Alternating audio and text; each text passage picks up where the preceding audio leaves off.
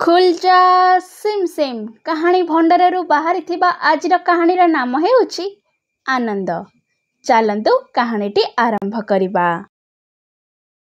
ନମସ୍କାର, ମୁଁ ଆନନ୍ଦ। ମୁଁ ଏହି ସବୁ ଘରୁ ଅଳିଆ ଏକାଠି କରେ। ଯେତେବେଳେ ମୁଁ ଡେରି କରେ, ଶ୍ରୀମତୀ ମହାପାତ୍ର ମୋ ଉପରେ ରାଗିଯାଆନ୍ତି।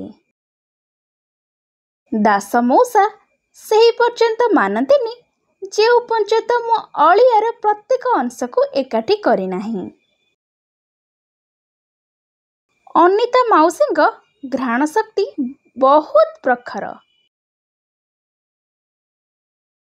ଚତୁର୍ଥ ଗଳିର ନୂଆ ଲୋକ ବହୁତ ମିଶାଣିଆ, କିନ୍ତୁ ତାଙ୍କୁ କୁକୁର ନୁହଁ। ଆରେ ନାହିଁ, ଏହାକୁ ସବୁବେଳେ ସଫା କରିବାକୁ ହେବ। ମୋତେ ସଲିମ ଗଳିକୁ ଯିବାକୁ ଭଲ ଲାଗେ।